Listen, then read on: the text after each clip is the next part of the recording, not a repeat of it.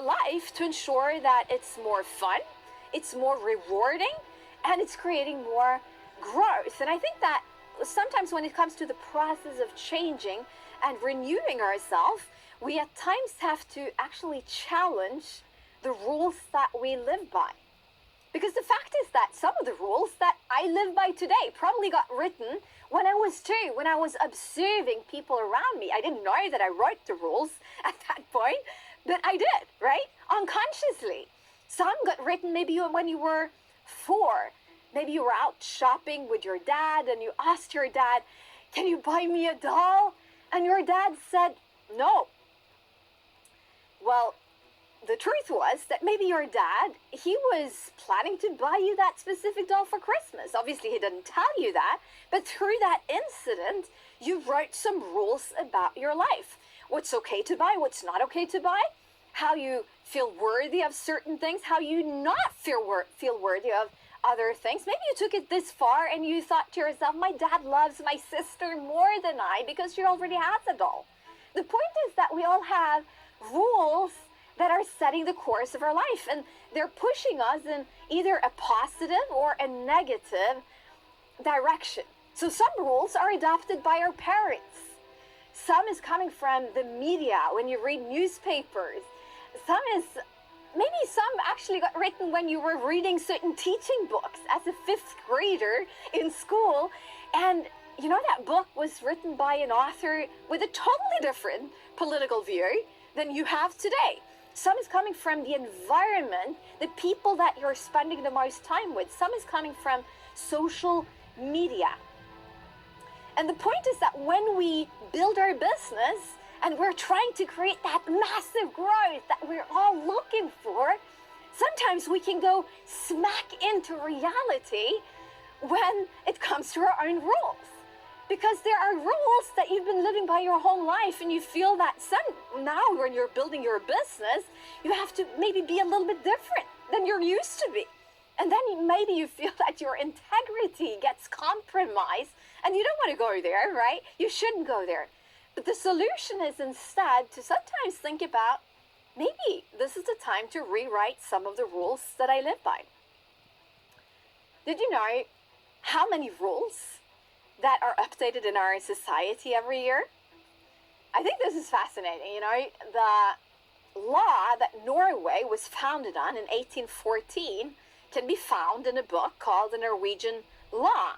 But the amendments to that book just this year, I don't know how many it is, but it can probably be collected in a bunch of books.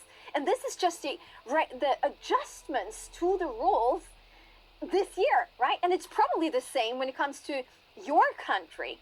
And similar, we from time to time have to think about, maybe it's time to rewrite some of the rules that I live by. Maybe you have a rule that says, "Oh, I really don't want to talk to strangers." Now, imagine where that rule comes from, right? Probably your parents, I don't know. But again, it's not really beneficial when it comes to our business, right? For some of you, you say that, "Well, I have such a limited amount of contacts. I don't really know who to contact." That's really not a rule that is serving you, right? Maybe for some, you're thinking, "Well, if I'm going to call someone, invite someone to come to a meeting, I need to inform them about all details before they come, because I will feel that I break my integrity. I'm not in line with my integrity if I'm not telling them what the product is about, what the business is about." For some of you are like, "Well, I can't call every single one on my list. What will they think of me?" Some of you, you're already climbing, and you've been climbing for a while up the Zinzino ladder, and maybe now you're earning quite a lot of money, but still you have a rule that says to you, you can't get help in your house. You can't pay someone to clean your house, clean your clothes, because, I don't know, do you feel worthy of that? Maybe you have a rule that says, "I have to plant my own flowers." Actually, truth be told, we do have a gardener, but when it comes to planting my own flowers, I like to do that myself. So I enjoy the process, and it actually also makes some good teaching points, I do hope. We're going to come to that a little later. The point, however, is that you want to think about sometimes it might be an idea to rewrite some of those rules. So how do you do that?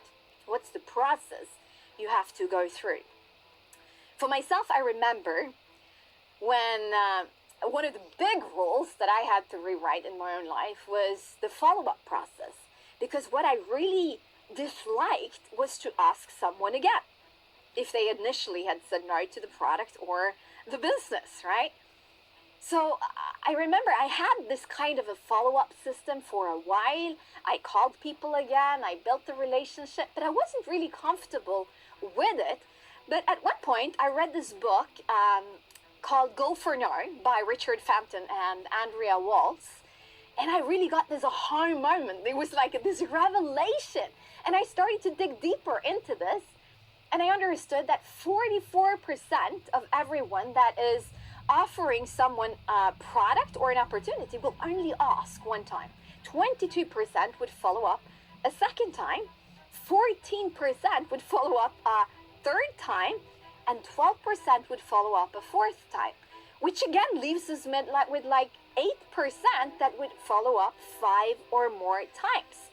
But if you also look at what's the average that says no 4 times before saying yes, it's 80%, right? So the fact is that it's only the 8%ers, or I usually say that, it's the 8%ers that ends up with 80% of the results because they are willing to follow up 5 or more times. And I understood that this is probably something that I need to work on, you know?